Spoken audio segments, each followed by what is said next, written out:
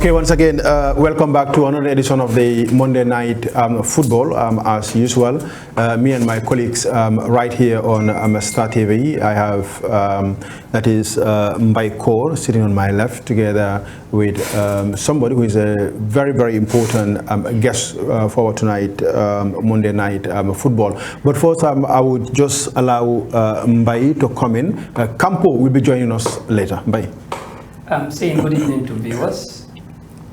Welcoming them back to another edition of Monday Night Sports. All right, thank you very much. And of course, on Monday Night Football today, we'll be talking about the female national team, of course, who has fallen to Namibia. But we'll also be giving you some updates on the AFCON 2024 pot draws, because there are big teams that Gambia could be drawn, against in the AFCONs. We've also seen GPA appoints new head coach. We'll also be giving you some updates regarding our players playing abroad, and the rest of the night, of course, we will look at the major European leagues. Our guest, of course, for today is no other person other than Mr. Ismaila Ceesay, Njai, rather, Mr. Ismaila Njai, of course. He is the senior finance manager at the Gambia Football Federation. Mr. Njai, welcome. Thank you very much, Sarah. Happy to be on the platform. Let me declare this. I think apart from the different platform, this is the first platform I've been. So thank you so much. So we are going to have you on record. Yes. That's what we are paid for. All right. Thank you very much for coming to the Monday Night Football. As you already know, last week on Monday, we've been talking about very, very important issues pertaining to finance, and I think that's prompted, your intervention, which we are very happy, to have you on board right here on Star TV. We've been talking about the 15,000 US dollars. We've said, in 1 week in Morocco, Gambia spent $874,000, approximately 15,000 US dollars. And Gambians were asking why huge amount, why the expenditure of this amount of money, because they don't know what it entails, for the GFF to spend this amount of money. Thank you very much, Sarah. I think Gambians were right. Go against them, condemn them on their opinion. It's an opinion. Because sometimes round figures doesn't tell you much until it is broken down. The 874,000 includes the local transportation cost of the match that was held in Morocco against the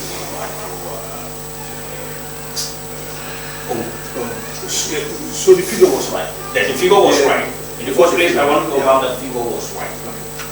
I did the interview with one of the journalists who visited the GFF. Because I was on my platform, I said people are welcome if they want to ask certain things or clarify certain things.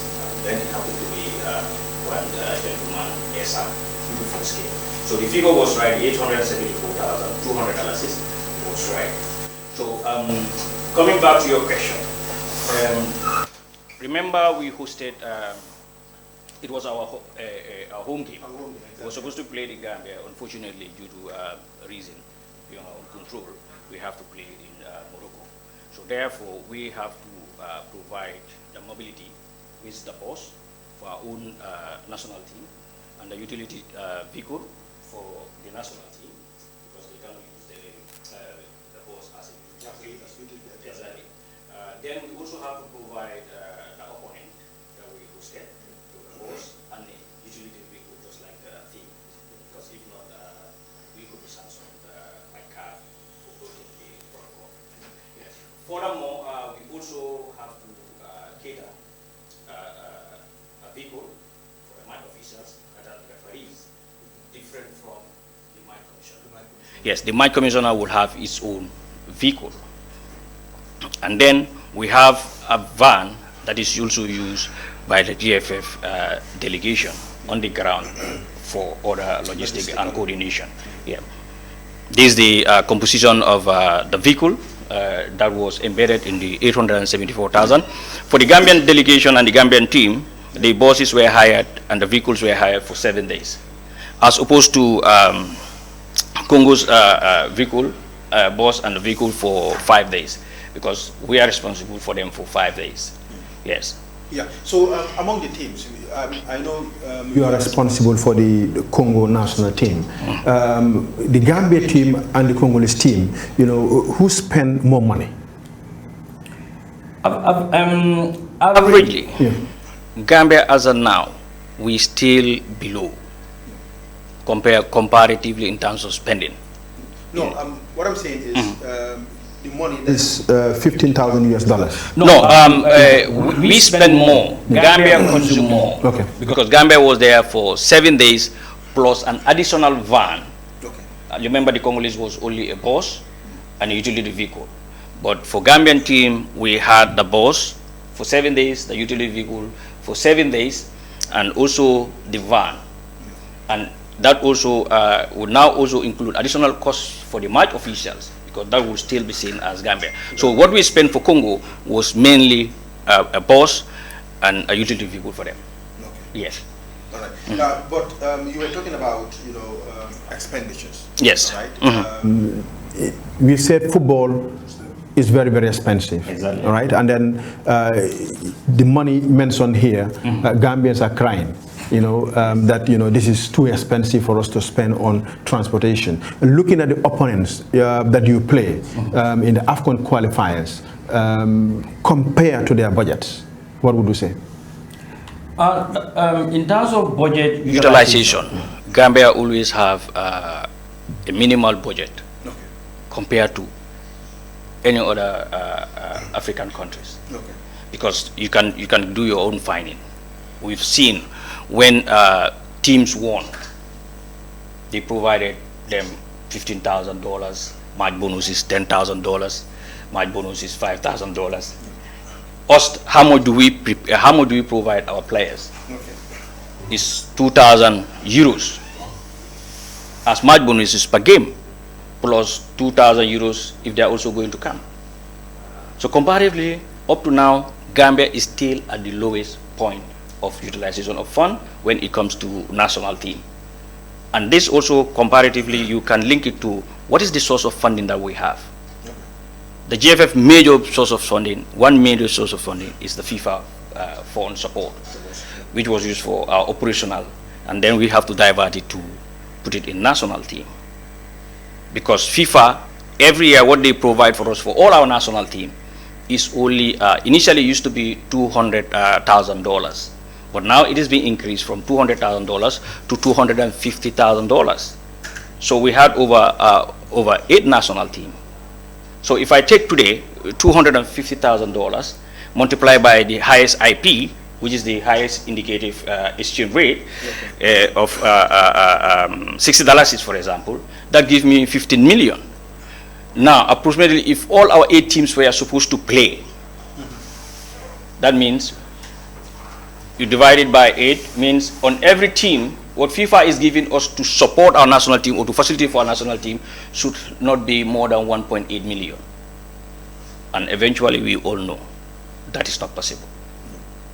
So this is the situation where the GFF happened to find itself. Because apart from that FIFA funds, what do we have? We have support from central government. Like we all know, government gradually they are increasing their support. Yeah. So, because I wanted to ask, what happens with support, you know, coming from government? Because if people, we all saying, you know, the national team are the responsibility, you know, of government. Government has to finance the national team, and then we've seen, you said the GFF sometimes chip in. You know, what happens?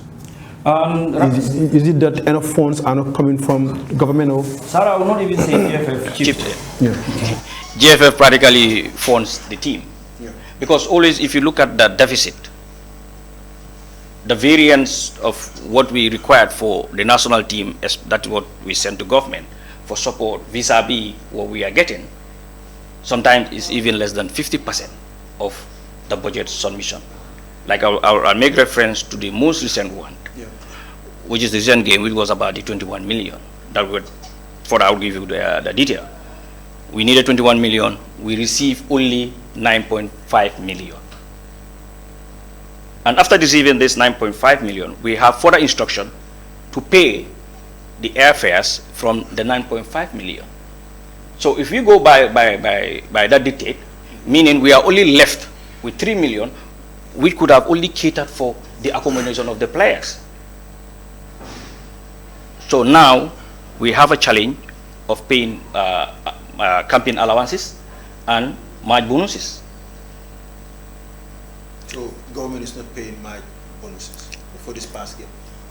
Because, like I said, because for the last game, I cannot say that they've paid, because that's why I said, because we have a follow-up instruction to pay for air tickets.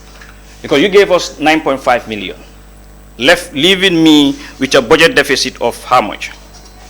If I remove the 9.5 million from the 21 million, how much am I going to be left with? That is like 12 million outstanding. And now I have a full instruction. It's not like, okay, you look at what's the priority for the national team at that point in time, but you pay this. You understand? So now that's why I say, if you look at the ticket, the overall cost of the ticket, the estimate was 5.2 million, but we end up spending 6.4 after when all the tickets were issued. So if I'm supposed to take now the 6.4 million from the 9.5 million, I'll be only left with 3 point something million to able to, that can only cater in the budget the aspect of accommodation and feeding.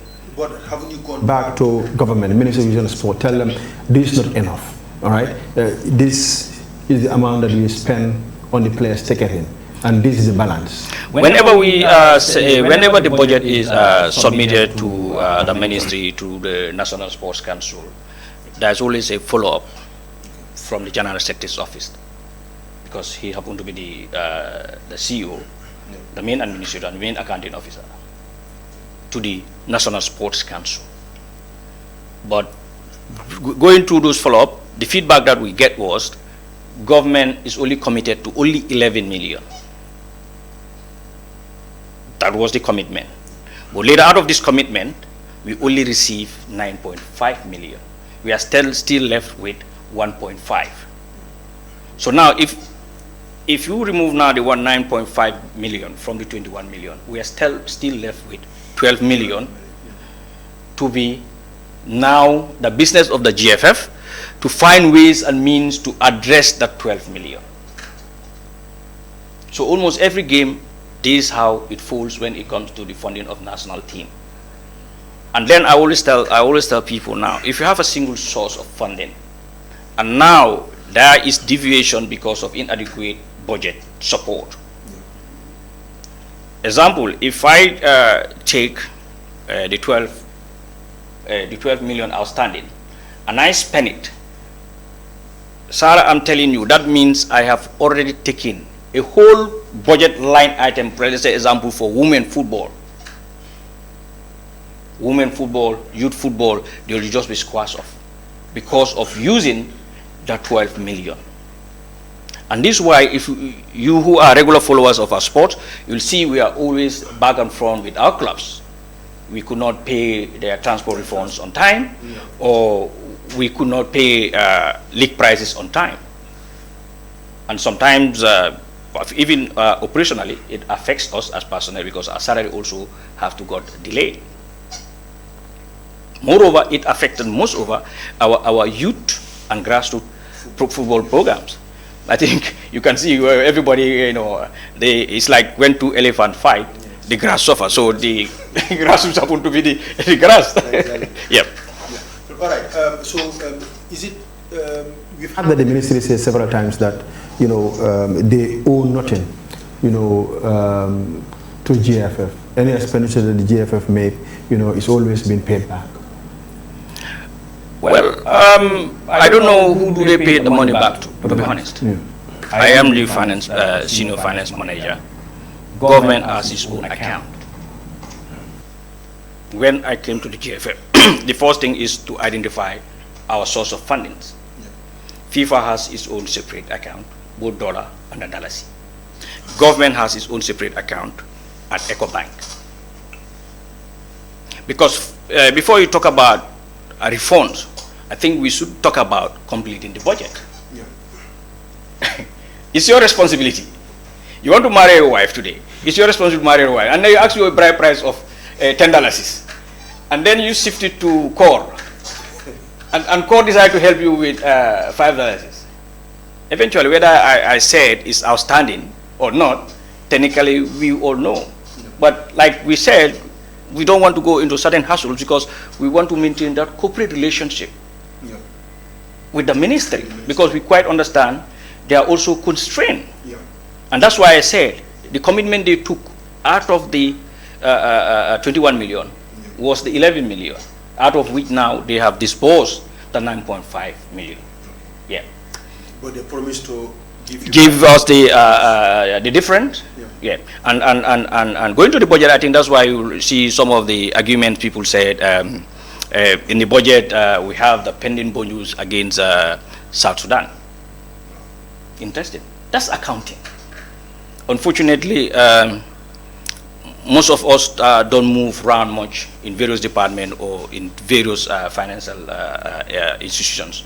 We are just used to probably simple budget format, activity-based. But you have almost 10 different type of budget modules. So the one we are sending to the ministry is what is called the financial budgeting type.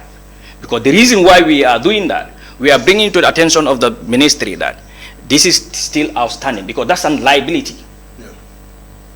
Because if you don't communicate the liability to the ministry, how would they be held responsible? Because I'll give you an example. Last AFCON, we have similar challenges. We send a budget, they support this person, the other person are left out. The team was performing, winning. The issue of my bonuses becomes an issue.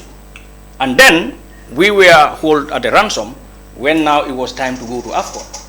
The players also agreed to say, until unless our unpaid bonus are paid, we are not going. So that have to force the GFF to go and negotiate with the bank, Vista Bank, almost $35 million to be able to address the outstanding March bonuses. But is it not the responsibility of government? That's what I'm saying. That's the responsibility of the government. But like we are saying, what do we do now? We are now going to AFCON and players said we are not going until it's paid. And we are the body responsible for football. Because these are culture. Unfortunately, these are some of the culture inherited in our football management. And it's difficult to even make ministry or government that this national team is 100% their responsibility. But because you know what happened, like Gambian we always say, Nila ko don defe, Nilen ko don defe, feeling ko feka. That is what is happening. It's about culture. And it's not about the responsible cost center, but about culture.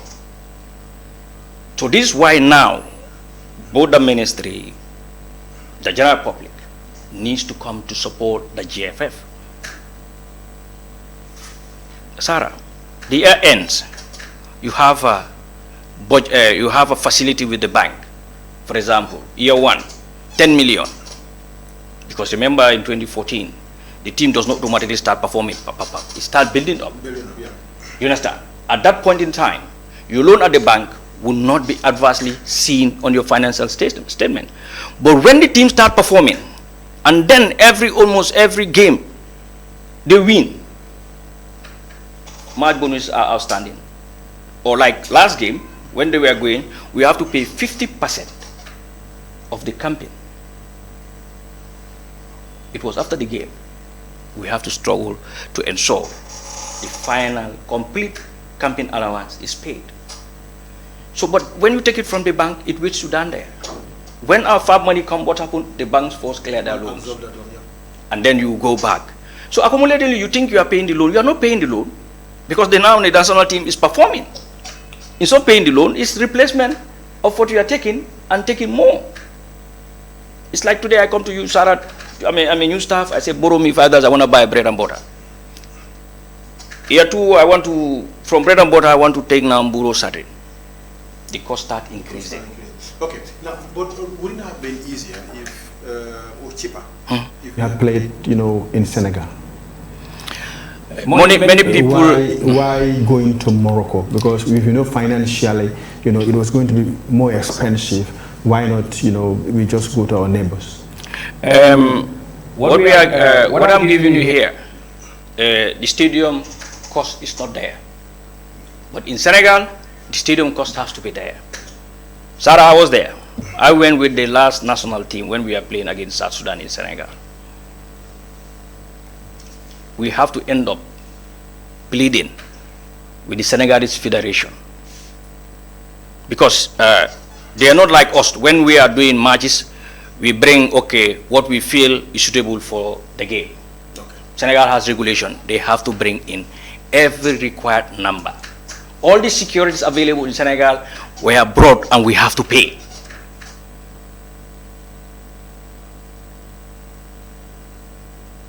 Sarah, that was a night. We, the advanced team, have to rescue the national team for water in Senegal. They are our brothers. We are related to them. In Morocco, yes. For me, I did not even see the difference between Morocco and Senegal. Because whether in Morocco or whether in Senegal, we're going to pay the same campaign bonus. You see, what is happening is, it's not the euro changing that we are paying the players. The 2,000 euro we pay to each player is 2,000 euro. What is changing is the inflation rate, the exchange rate. That is what is being affected. Because I'll give you an example. When we are preparing this budget, it was based on $68. The time of implementation, the euro already went to 70.5. And adverse already have been created. So when we are going to play in Senegal, we're going to use the same dollars to buy the CFA.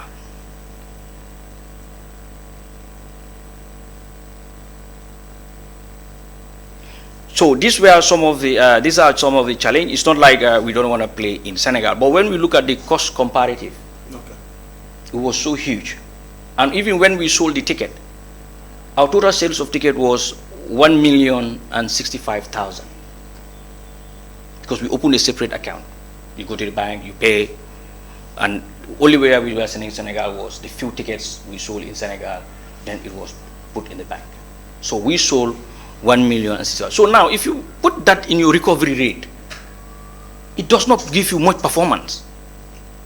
So where would you want to place your head? Would you want to place your head on a cushion, or would you want to place your head on a block? This is the decision that we have to make. Gambian players are here. So Gambian players are here. It's cheaper in Morocco than in Senegal. Of course. That's what you're telling us. Of course. That's comparative advantage in terms of one-day airfares. It is easier to convert our players in Morocco than bringing them in Senegal. Remember, social media, player X is stranded down there. Yeah. When people misunderstood the waiting time to be stranded. So when you convert them to Morocco, what happened? The waiting time reduced. Secondly, the climate. Gambia and Senegal, we almost share the same climate. Yeah. When it's hot, we know what it means. We saw how the boys struggled against South Sudan. These are also the technical areas that the coach will also look at, because he also wants to see where it is easier for his players. It is not only the financial aspect, but comparatively the technical advantage that they have. And in terms of their facility, of what the coach wants. So these were all things that it was not like we just closed our eyes and went. We would have loved to be in Senegal, because then you can migrate almost 50% of the entire Gambia to Senegal. Okay. So the National Sports Council were there. They know what transpired in Senegal. Okay. We will not say it, but they know what transpired in Senegal. We are all down there. We are the three responsible parties that was representing government. The Gambia.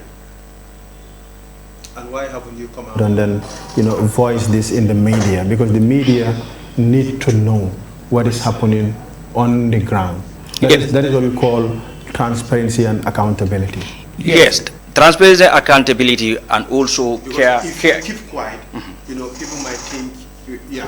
GFF, they got the money, they're misusing the funds. No. The transparency is key and accountability, but it also has stages. We also have to respect our counterpart. Who is our counterpart? Government, by the representative of the National Sports Council. Sir, I'll tell you the truth. Today, if Gambian football should have problem, if GFF should have problem with, for example, government or ministry, Sarah, you should blame me. You should blame Marcel. You should blame Ibu Seka. You know why? Because three of us were there to regulate during the normalization. And there was a reason why we went to regulate to do the normalization. So that's why it's important, National Sports Council and the GFF, hand in gloves. Because it's for the betterment of the athletes, not the Sports Council, not the GFF, because these two parties, we are all representing the athletes. Okay. So what will happen? Scenario that the Gambia Football Federation, you know, they're receiving support from FIFA.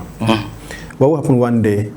FIFA will say, well, we can no longer provide support to FS all around the world. All right?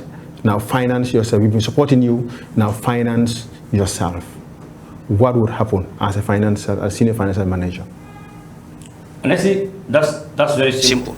Yeah. It happens today, boom, football is stopped in the Gambia. We can play it at the lower level in a very ordinary manner like we were before we grew. Because we also have to understand growth goes with cost. That's the reality. And that is why now it should be our responsibility with the National Sports Council to keep on advocating for waivers. Things that will entice who? The private sector, the commercial guy, to come and invest in football.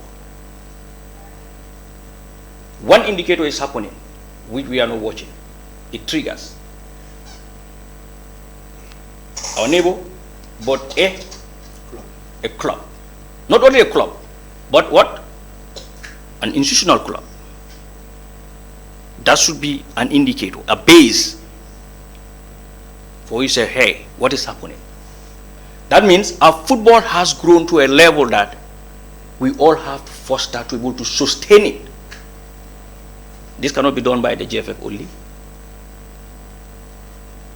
We have 4 networks here: Officer, Commune, QCell, GAMCell. It's true, they have their entity policies. But collectively, they have a social responsibility. Yeah. I think for me, at this juncture, they should forget about themselves as an entity and look at their customers that they are providing service for. The players we are raising money for have parents that are using their lines. The players themselves are using their lines.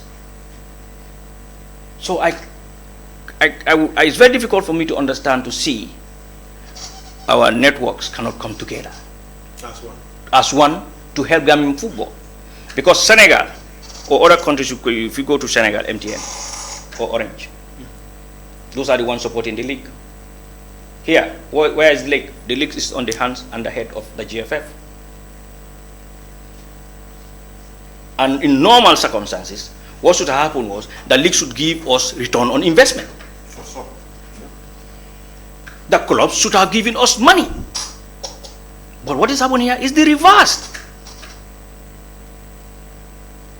And this is why national team, when we came, I remember those days we paid 500 euros. When we analyzed, we told them, there can be no performance. Because you need to trigger the player hunger by what? Giving you something that is closer to what is paid. When we increase from 500 to 1,000 euro, what happened? It's not only the 1,000 euro they were looking at. If I'm going to come, I'm going to have 1,000 euro. Yeah. They are thinking, if I win, I have 2,000 euro. Some of them, the 2,000 euro could be very close to what they are having monthly. So the performance start increasing. Then they went to AFCON. Obviously, if they go to AFCON now, everybody down there in AFCON is paid 10,000. Can you keep them paying them 1,000? The players also said, look, it's through our country, we don't have, but we need an increment. This is how the 2,000 euro started. So the 2,000 euro is not changing, but when it comes to Dalasi valuation, it's changing. But equally, it have improved our ranking, and this can lead us to have probably a better sponsor or a better package. Because if you look at your data, you guys have the data. I was listening to one of the programs, they say about 68 players transited to another country. What is the contribution of the 68 players to our GDP? What is their contribution to the reduction of poverty? What is their contribution to the reduction of unemployment?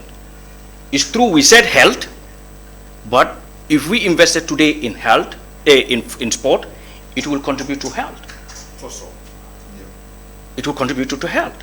Because now, if you take Yankuba Minte, one of the youngest player, overnight, what did he earn? How much can he now support the family? The health-related issues on stress will be out of Yankuba Minte's family.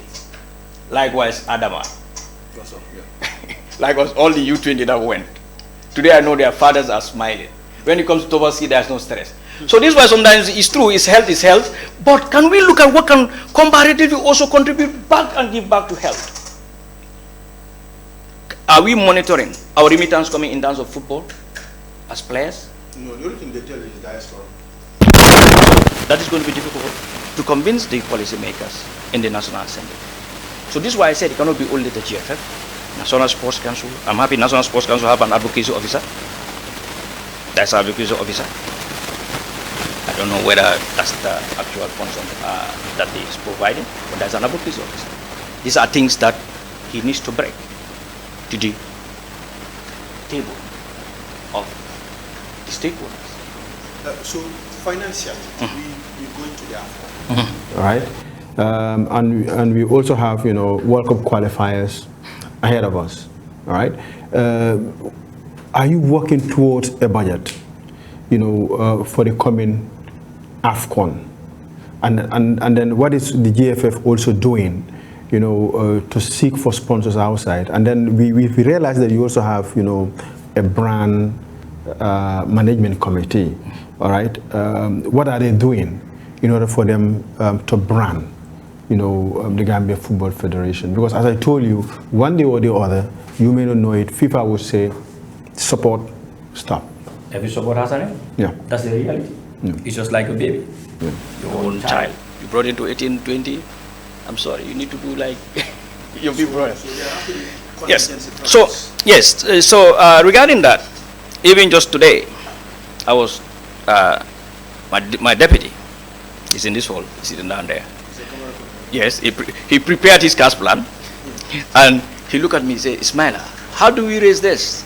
I said, well, now it's our responsibility as an entity with the stakeholders and the government to raise this. Because remember, we should have a good preparation. We should have a good preparation if we want to go above what we've attained.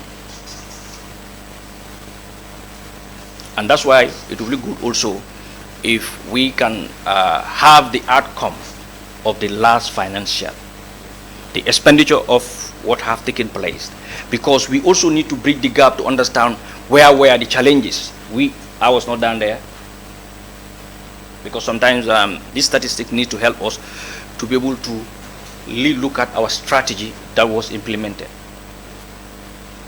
So these are all, that's why this should be done quick.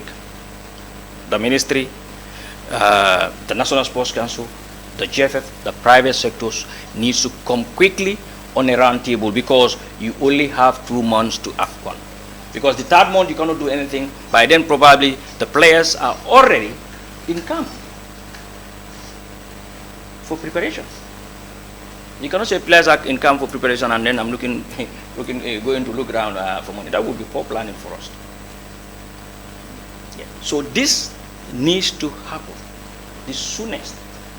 Because like I said, GFF has used itself, it has stretched its resources to ensure we qualify. But now, GFF will need collaboration to proceed where we are now to go above that level. So in total, qualifiers, how much did we spend? In total? Averagely, we are using, all the qualifiers. yes, averagely all the qualifiers we were using 15 million. This one came to 21 million because of the pending match bonus, which we put in, but we were using 15 to 18 million. So averagely I say 15 million. So whatever the number of matches that we have by 15. And this is why I just want to come here. When I hear people say quickly, the GFF have money, I laugh. You have $1,250,000 that comes from FIFA, both for your operational support and 250 for your travel solidarity. If you put that together with the highest IP 60, you just have 75 million. Now, you have 15 million. You happen to play 5 matches. Where is the 75 million? And the GFF is not an entity that works on cash basis. It's on accrual basis. Accrual basis meaning we have to carry out forward the liabilities that we owe. Even from the last AFCON, we still struggling with liabilities from the last AFCON. Because every month you have to renegotiate with the bank to ensure keep on moving. So can the GFF, can we have similar strength as we are before? These are questions now that we and Gambians need to sit. For now, for me, as at this point where we are, forget about where you come from, where you belong. What is important is our national team. It's Gambia. This one now is more than the GFF. This is Gambia. Because whether GFF participate or not, Gambia is still going to play. So it's Gambia. So that's why I'm calling on all the major stakeholders and the minor stakeholders. In fact, to make it short, all the Gambians to come forward. We put our hands together to give our players befitting preparation so that they don't get distracted, they stay focused and keep motivated. Either to go at least ahead of what we have in the last AFCON. And comparatively, who is going to benefit? Gambians are going to benefit. Because all those players that went today have employment outside through football are all Gambians. We've seen even the U20 official, Ibrahim Hassan, transit. So we are not paying attention to certain things, but it's happened. So this is why, especially you guys, our good friends, our brothers in media, this is now your show, because now you have to trigger everybody to ensure where money comes and we move on. Yes. Yes, just before the question, Yeah. I will say a big thank to the GFF for the swift action they've taken to clear the doubts of the public. Because this was raised here on our last program, and our responsibility is to make sure what is not clear, we invite the authority to clear it, because they are the ones responsible. It is good that they came with this, because the word 874,000 spent on transport, it's general. But like the breakdown of the transportation expenditure wasn't spent. It's our home game. This is what they use. What I calculate here, all the vehicles used for the Gambia match official is a total of 7 vehicles, which they are the one who funds it. But before, what I will only ask is, because as Mr. Njai is the senior financial manager, how far have you gone if you are working towards securing a brand that is dominating Africa? These are the biggest brands, like Umbro, Herrera, and Puma. Because I know if a sponsor is to be involved, the financial people will not accept a sponsor that doesn't bring money. Yes, thank you very much. Like you said, GFF not even now. We've been thinking ahead from the beginning of the year. That's why if you look at now, what we did was to appoint a commercial manager. We are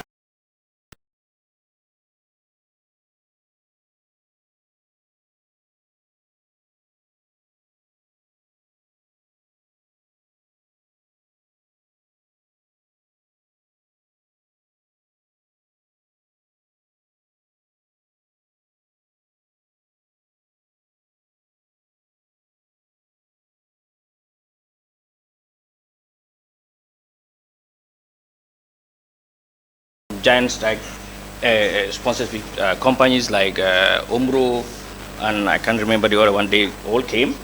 They are there. But unfortunately, these are not our domain, because in JFF we have complete segregation of duty, because finance will not interfere until the marketing team, there's a marketing committee responsible. They will also submit their recommendation. And I know as we speak now, they've done that, they will forward it for final resolutions to be taken. But for finance department, we don't get involved. Because one thing we do when we came to GFF, to enhance transparency and proper accountability, we ensure we put strictly segregation of duties. That's why if you look at the GFF, it's not like the accounts department. It's the finance department, because finance go far more than the accounts. Finance needs to evaluate the decisions and also give their feedback to the finance committee. So regarding the brand, that is where we are as of now. How much is the coach being paid? I would have loved to give a straight answer for that, but you know, we have to respect people. In football, yes. We've known how much the England national team coach has been paid. We've known how much, Jose Mourinho, others have been paid. Yes. Yeah. Policy, and here we're talking about this is just like a public entity. That people need to know how much they are paying their coach. Yeah, but it's a public entity. Yeah. But remember, we also have policies in place, and that policies definitely restrict me when it comes to personal liberation. For this one, no. Yeah. How much is the coach paid? For this one, definitely you will just forgive me. I'm ready to take any blow or whatever. I take responsibility about it. Okay. But honestly, maybe one day you can sit with the coach. You'll have. I know you'll be. I know you'll be in. I am sure. Because the Ghana Football Federation don't want to tell the people how much the coach is being paid, so that anytime we appoint a national team coach that comes from the Gambia, a coach that comes from the Gambia, people will say, okay, pay him what you pay the foreign coach. Yeah, that's possible, but you also have to compare. It's about expatriate. It's not like we are paying the coach anything very extraordinary. No, it's just an expatriate rate. It's just like me today. I'm here. They will pay me the local rate, but when I'm out of Gambia, they will pay me on an expatriate rate. These are labor laws that governs everybody. All right. One question. Some comments. Okay, you have another question. Yes. One question for Mr. Ceesay, because when it comes to finance here, the Gambian and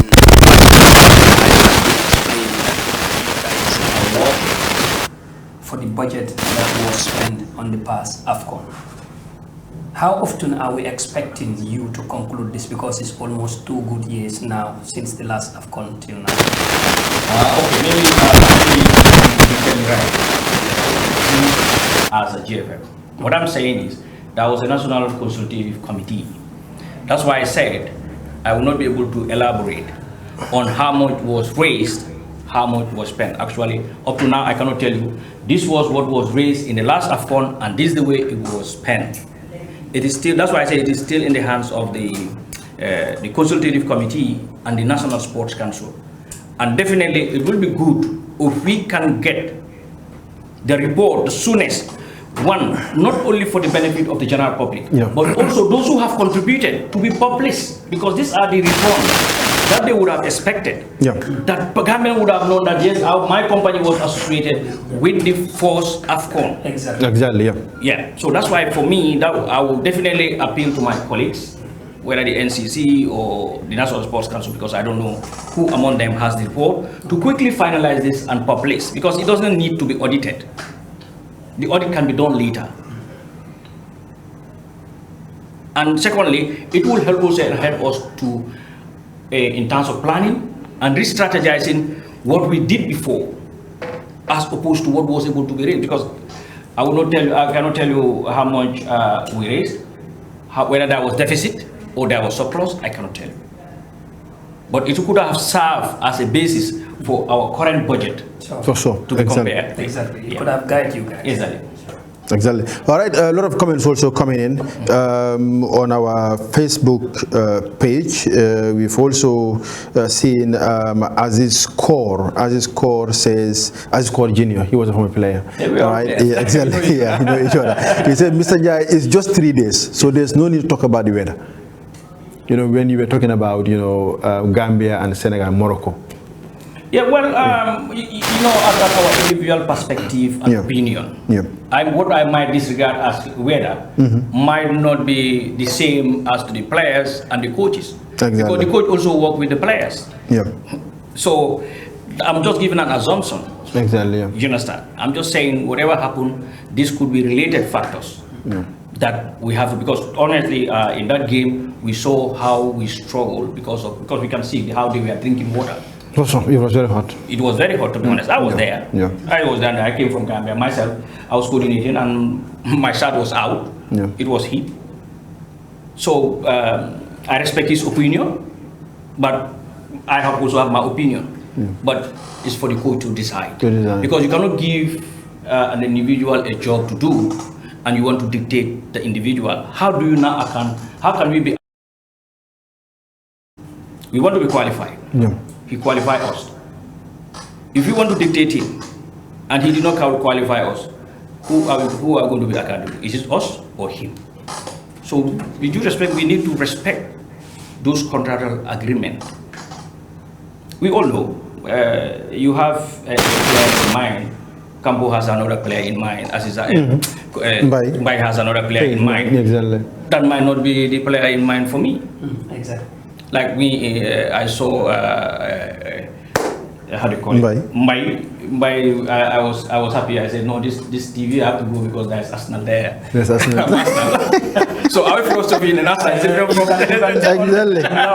exactly. How much those days that you were playing? How much were you paid? Match bonus. Look, I'll tell you the truth. I was the first accountant. I want to put this record. I'm the first accountant of the National Sports Council. Okay. The structures in the National Sports Council, I put them there. It was during my tenure, myself and Charles, he's still alive, we appointed Max.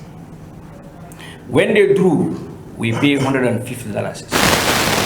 $150. That was that was in the 2000s, huh? 2000. When they win, we pay $500. So that's why I said, if you are not in certain level of management, it's difficult for you to be able to see the financial performance in terms of football in the country. When I was playing the league, we play without incomplete jersey. I have to wait when you come out. You give my jersey, you turn it up. Turn it up, play. It happened. Yeah. I am playing in my. I am on the bench. My shoe is down there. Today does it happen? Today players have different material. So that means our game is growing, and this is why we should. We can argue, but we need to see our one force to promote what we have harnessed together. So that's why for Aziz, Mohamed Sinera is advocating that you don't have to say the coach salary. That is from government payroll. So our police don't allow it. That's what I'm saying. Yeah. Even whether government or the JFF, I cannot say it openly. Exactly. I don't want the coach to drag me to legal action. Yeah, exactly. All right. A lot of comments. Mr. Njai, break it down to them. Those who want to know what or how football is running will not question spending 21 million on 2 matches.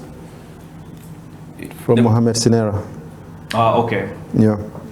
Right, a lot of comments coming in, but you know, time is against us, and then we have other things to discuss on Monday night football. We will say thank you very much for coming to clarify on very important issues regarding the financial aspect of the Gambia Football Federation. How can you thank your own employer? This is the thing I don't understand in football. People be saying, I'm thanking you, I'm thanking you. Who employ me? You are the people who employ me. The sport journalists, the footballers, you are the guys who employ. Why will you thank me? I'm here. This is what you paid me for. You should call me if I don't come. Yes, you are right, Mr. Jan. No, honestly. Why you are to be thanked is... Yes, I know you appreciate it. We appreciate it. It is not rare to have a financial manager from Gambia Football Federation. I know. So you want to be thanked, and with your team that also escort you here, regardless that it is night, they did not leave you to be an island of coming alone. Exactly. They have leave all their busy schedule to be with you, foot to foot up to the studio, to guide you and give you more morals and courage. We should also thank them too, as a team. Thank you, but don't bribe them. Don't bribe them. That does not mean to get paid. You have to be in office by 8:30. Exactly. Appreciate it. Yeah, thank you very much. Thank you very much. And we hope the trend continues. You know, anybody that we invite from the JFF will come and answer, to the public. As a financier, I will encourage this. Because today, if the community of Gambia understand what we are going through, that's the time they can come out to support us. Exactly. Yeah. You understand? It's like you said, when they say 21 million people say, hey, when our hospital doesn't have medication. Exactly. But who question how much the players are paid? Yeah, exactly. How much did they pay Sadio Mane in Saudi? How much are they paying Cristiano Ronaldo? How much do they pay Yankuba Minte? So you see, it's high time we also try to align ourselves with the current realities. Gambians, we fear figure. I'll tell you the truth. Yeah. And I can understand. Because even at school, I remember most of us used to run away from math class. Math class, so that's the trend. And when you say big figures, people get scared. But it's the inflation. Those days, you go to school with $5. Today, your own child who's just going for you give him $5. You can't give him $5. So that alone, even if you're not an accountant, that tell you there is something that is happening. The trend have changed. So therefore, once more, I will thank you. Exactly. And thank you so much. And I want to thank the cameraman. I know he's tired, he's exhausted, but he's done a good job. But once more, thank you very much for giving me the opportunity. And please, feel free. This is our community. When you need clarification, my doors are open. Exactly. Like I did to Esa. He just walked to my office. Mr. Njai, I said yes. I said, show me his card. I said yes, have a seat. What can I do for you? He said, I have a problem with the 21 million. All my followers are questioning and I don't have an idea. I told him, bro, it's here. He said, should I publish it? I publish it. I said, do not only endorse publicity, but put my name down there. That's why you saw he put exactly, And I will encourage all my colleagues and finance officers in this country to continue doing the same thing. People are not after us. They are just doubtful or they do not understand the principle. And we are there to serve them. So I will finally say thank you very much so that you can proceed to your next with ourselves. The trophy in AFCON. Thank you very much. All right, thank you very much. We will just take a short break and we'll be coming back.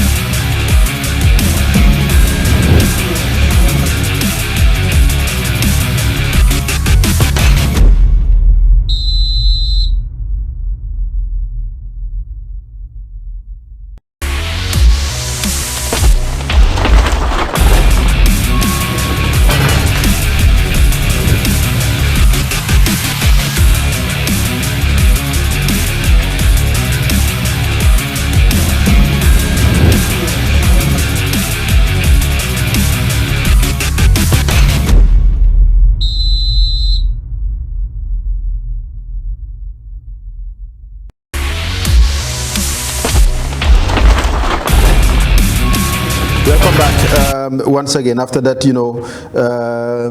very, very marathon, good interview that we had with Mr. Ismaila, giving us, breakdown of what happens at finance. As you already know, a lot of things have happened in our local football. What we will do, we will just, allow Omar Job to give us, a report, of our local football right here on Monday night. The Gambia women's national team faced a tough challenge against Namibia in the CAF Total Energizing African Cup of Nations qualifiers for Morocco 2024. Despite their efforts to overturn a 3-2 deficit from the first leg, the Gambia team lost 2-0 in the second leg. A controversial offside call denied them an early goal with Catherine Jata's header found the back of the net. The team fought valiantly with players like Fatou Kante and Basi Dabo applying pressure, but they could not find the back of the net. Namibia secured a 5-2 aggregate victory to the final round of qualifiers against the winner of Ghana-Rwanda tie. AFCON 2024 draw pots reveal. The African Cup of Nations draw pots have been unveiled by CAF, and the Gambia finds itself in pot 4. This means they may face Morocco, Ivory Coast, Tunisia, Algeria and Egypt in the AFCON finals in Ivory Coast 2024. The draw will be an exciting moment for football fans as they anticipate which teams the Gambia will compete against. GPA appoints new boss. The Gambia Ports Authority has made a change in leadership by appointing Babukar Koka as the new head coach, replacing Ibu Jara, who served for 10 months. The transition includes Ismaila Ceesay as the assistant head coach. This change is expected to bring fresh perspectives to the team and save their performance in future competitions. Musa Barrow's remarkable start in Saudi Arabia.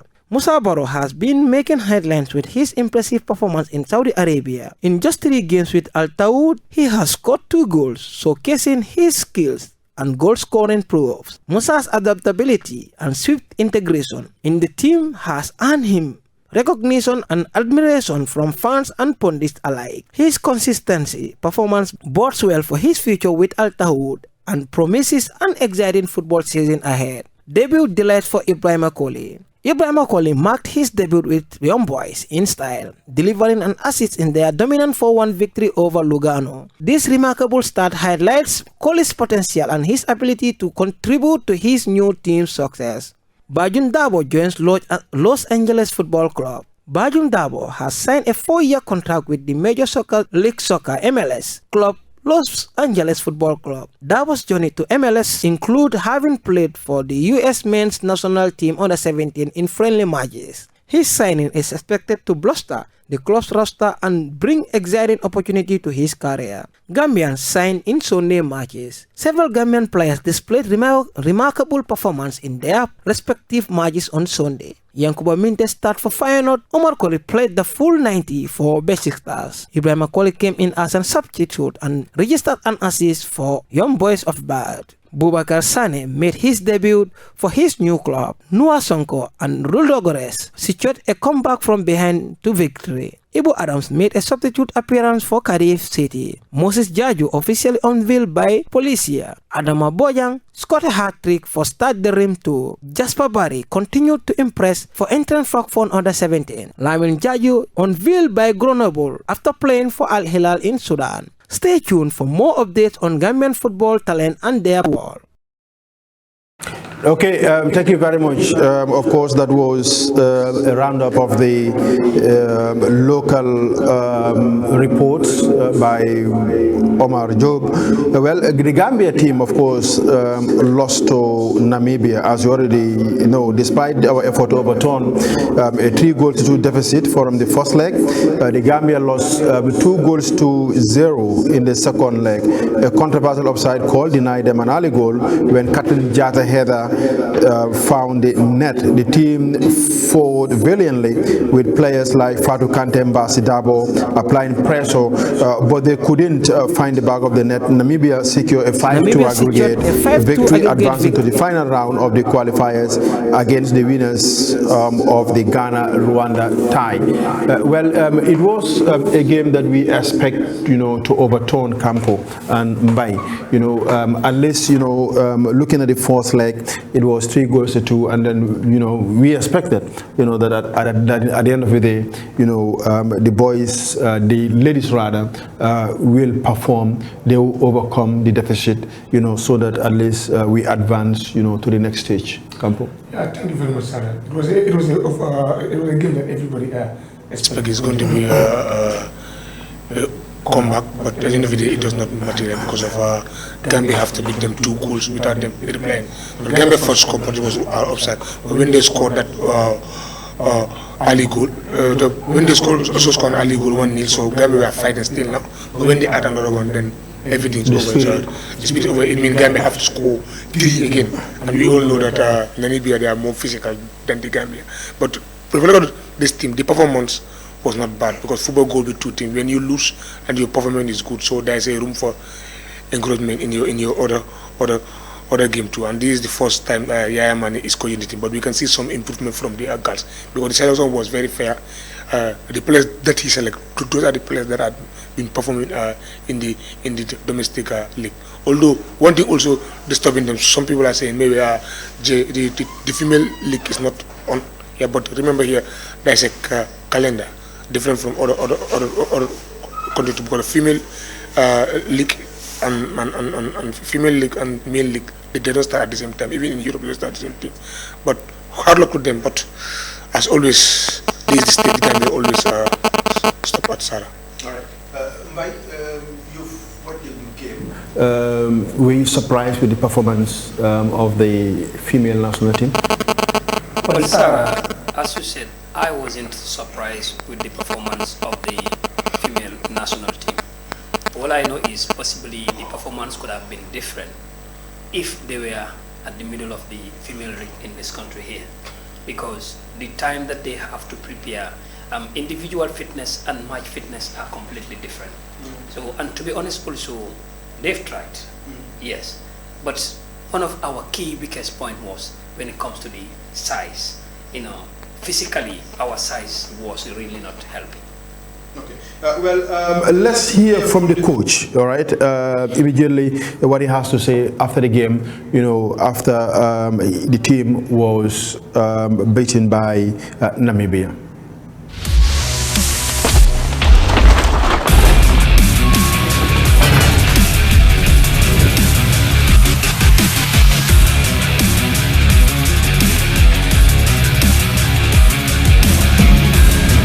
Has been defeated like this, so we have to accept it and move on as a nation.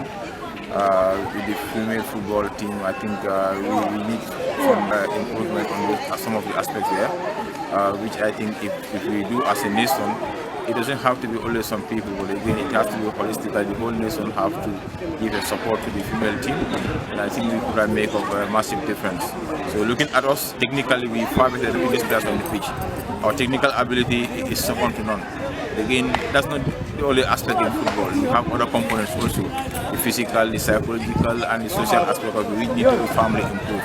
So those 3 corners also, I think we need to move on with that. But to be honest, the opponent team, the Namibian, absolutely deserve the victory. What do you think went wrong for the second leg? Yeah, before we came here, we had a game plan. That we're not going to concede any goal, but we're going to be the first to score the goal. So that to us was quite visible, because in the first minute, 1 minute 30 seconds, we had a goal, which was given by the referee, but eventually it was ruled out by the assistant referee. So we move on from there, and again 3 minutes later we got another opportunity again, which could have been converted to a goal, but again we squandered the opportunity. So by sticking to that, I think would have been a massive turning point for us. But when they have their own, they score. But again, our plan, to be honest, on this day was not to concede first, but again we had to be forced to score. So when that doesn't happen, again we have to accept and move on.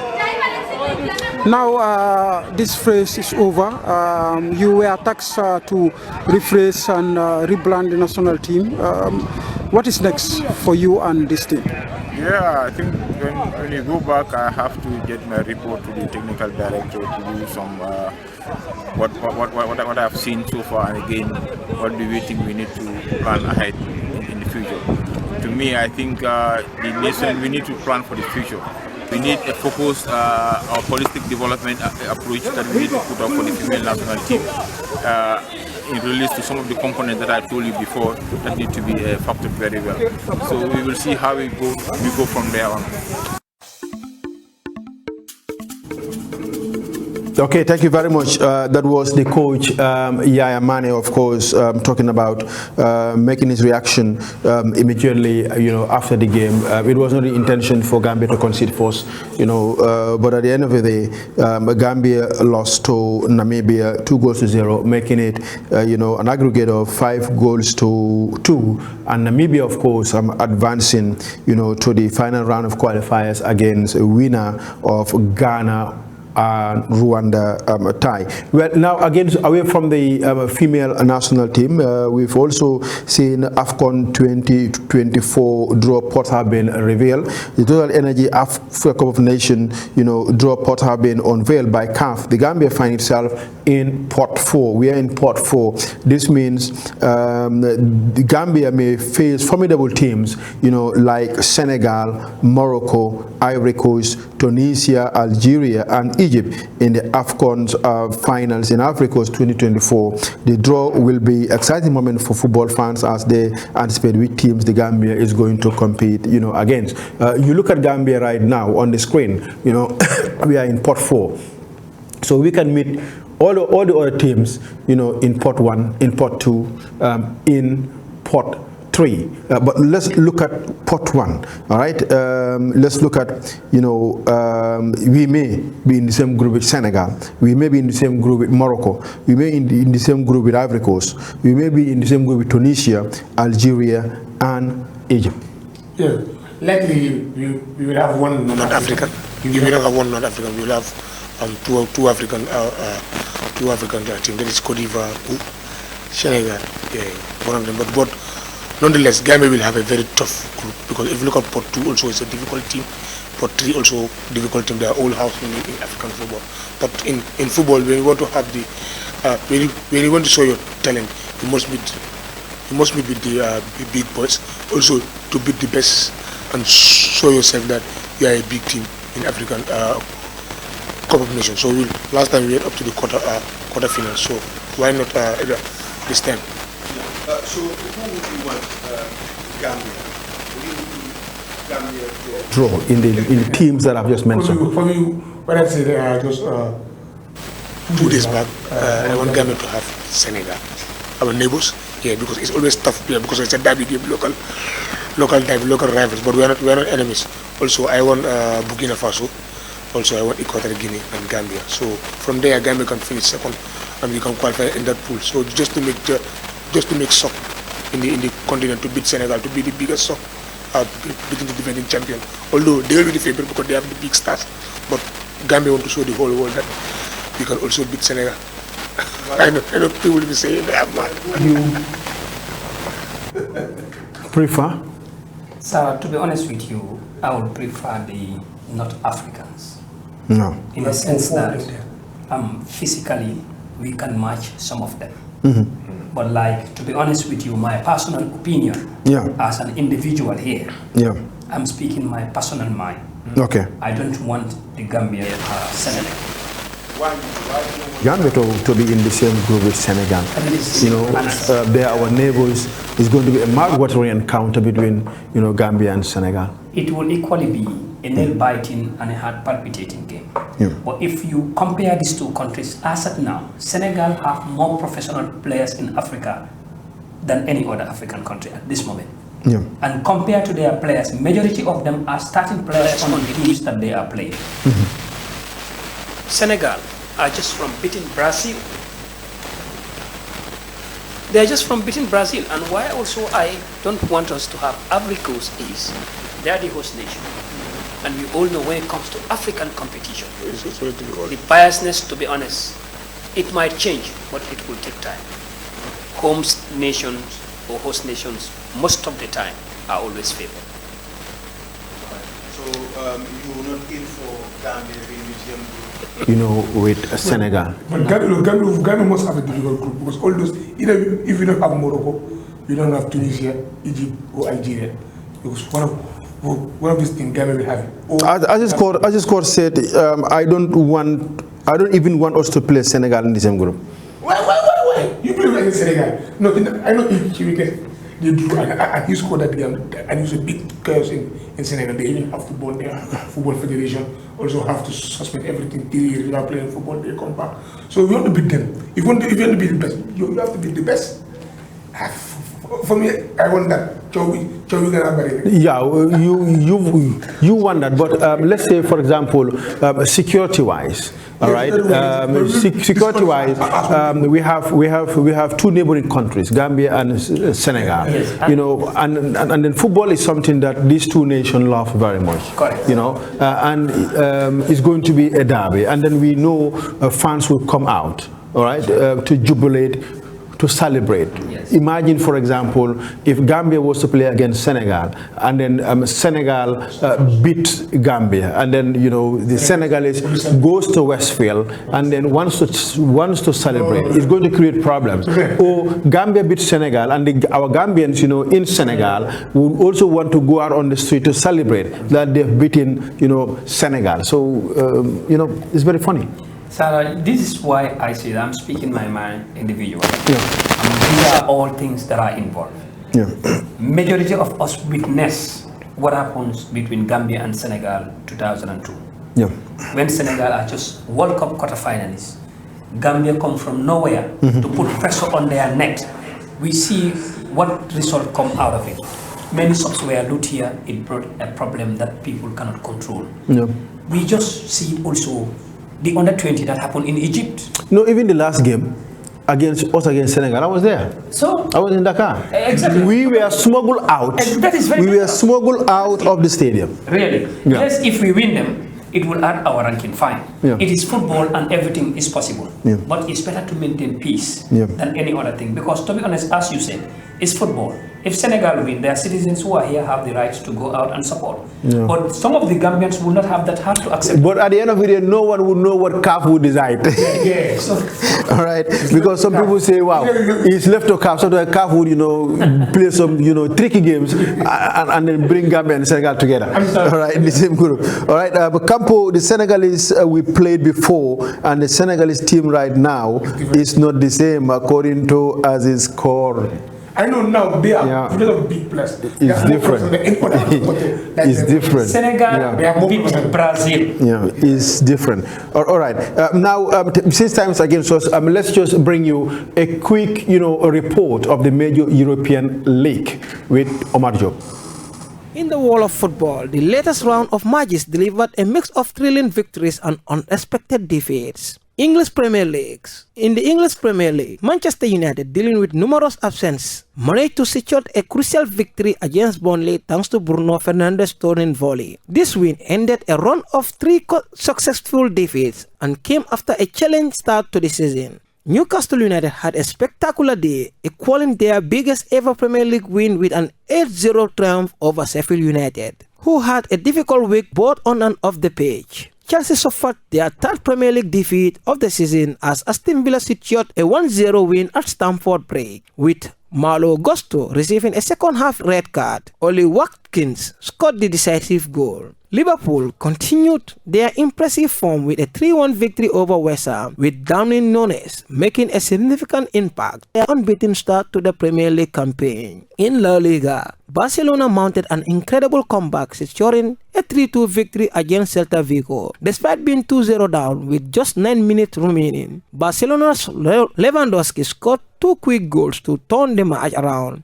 In France, Paris Saint-Germain dominated Marseille with a 4-0 win. Randan Colomani and Gonzalo Ramos scored their first goals for in Serie A. Inter Milan and a 1-0 victory against Empoli, restoring their 3-point lead at the top of the Serie A. The win left Inter with 15 points from 5 games. Napoli played to a goalless draw against Bologna, with Victor Osimhen missing a crucial penalty. Fiorentina secured a 2-0 victory at winless Udinese, keeping pace with the top 4 in the league. Atalanta won 2-0 at home against second-bottom Cagliari, with goals from Lugman and Mario Pasali. Torino managed to as they fell to a 5-3 defeat against New York Red Bulls. Results in the top leagues. In England, Crystal Palace 0, Fulham 0, Luton 1, Wolves 1, Manchester City 2, Nottingham Forest 0, Brentford 1, Everton 3, Burnley 0, Manchester United 1, Arsenal 2, Tottenham 2, Brighton 3, Bournemouth 1, Chelsea 0, Aston Villa 1, Liverpool 3, West Ham 1, Sheffield United 0, Newcastle 8.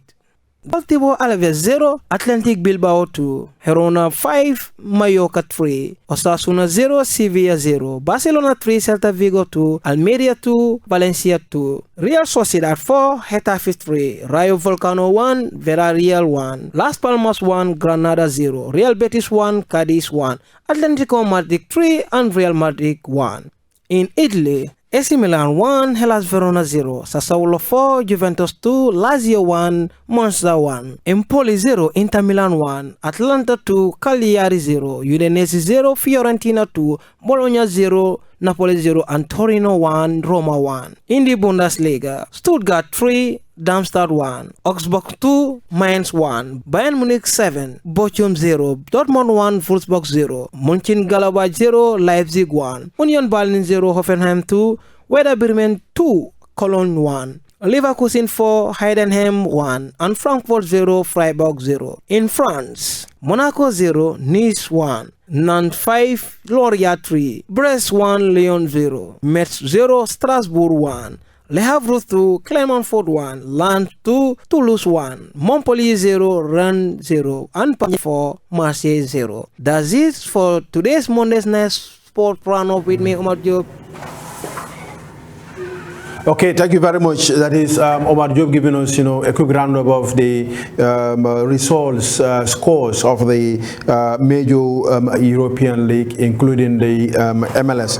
As you already know, time is against us. Let's just pick, one encounter to discuss before we wrap up, and that is Real Madrid, versus Atletico Madrid. This time around, there was no late Bellingham celebration, and it was no way back. The man who got injury time winners in Real Madrid, past 2 games, scored 6 goals in 6 games, and the most decisive player by far in Spain this season could not find another comic book moment. Instead, the Englishman first Madrid derby ended with the Metropolitan crowd belting out Atletico anthem as Diego Simeone conducted them on their way to a 3-1 victory.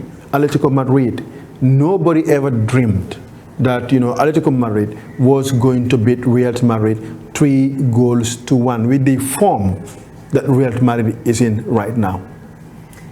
Yes, Sarah, what you said, it's true. Even Manchester United is better than Real Madrid. Yeah, but like those who follow Real Madrid very well, yes, knows that Real Madrid are just managing to be getting 3 points, but they miss Vinicius in their field. Yeah. If that boy was there, him alone, I don't say he can carry the team, but it could have been a different scoreline. Okay. Yeah, Campo, you were beaten. Yeah, after since and you accepted that you were really beaten. No, you're beaten, yeah, because before Real Madrid wake up in the game, first 18 minutes was 2-0. Yeah, Morata and Oh, you are waiting to wake up? Yeah. No, the game started very, but before the wake up, because a derby is always a derby. Because if you look at these 2 teams, the last time Atletico Madrid beat Real Madrid was 2008, 14 games. They always draw, but they don't win Real Madrid. Real Madrid always win them. But it is a game that Madrid were in form. Atletico Madrid, they don't start the league very well. They were celebrating 7 points. So it's an important game for them to win and catch up Real Madrid and Football Club Barcelona. Because Barcelona has already won with 16 points, but Real Madrid with 15 points. They also haven't scored. So this game brings them to La Liga race and that. But it was a game that they dominated Real Madrid. They scored in two key goals. Real Madrid fight back, but it never materialized in the second half. The second half they just entered there, scored another goal. But the main problem of Real Madrid is a striker. The problem is what he did. I agree with you. Vinicius Junior also absentee, still now defend the team. The team play fantastic football, but scoring is their problem. Madrid always win 1-0. And the last minute, Bellingham will score. They always create chances. So maybe they were banking on Bellingham to come and rest. But they are banking. Bellingham tried to tell you and Tony could score. But we have a lot of goal attempts. But finishing was the problem. And also play a team without a striker also. He even have to blame himself because being a two midfielder that now he don't normally play them together. It's Tony Cruz and Luka Modric, but he bring Tony Cruz, Luka Modric, and Kamavinga. He did not bring this guy Tommy. Also, he did not bring Father Mandy and other players. So he keep. So you were disappointed? No, I myself was. I wasn't expecting Real Madrid. I don't want to beat them because the last time Madrid visited there, Madrid won them 2 goals. It was not a good night for you? Yeah, absolutely not. But this is for that. Okay, all right. That is unbeatable in this one. Yeah, okay. Thank you very much. As you already know, time is against us right here on Monday Night Football. Mbaikor, your last statement before we close. Sarah, just to thank the viewers who took all their time to make sure they are following the program online, and those who are at home viewing the program live. I'm just telling them to keep sporting, hoping to see them next week, Monday. Yeah, keep on sporting until Monday, inshallah. All right, keep on sporting until on Monday. Of course, on Monday, we might expect another very, very important, big guest on Monday Night Football. Sarah and team, say bye to all of you. Keep on sporting. And also a big thank you, to the technical team that is Bas Yamuna together with Alaji right here on Monday Night Football. On behalf of my team, I'm saying bye to all of you out there and keep on sporting. Bye from us.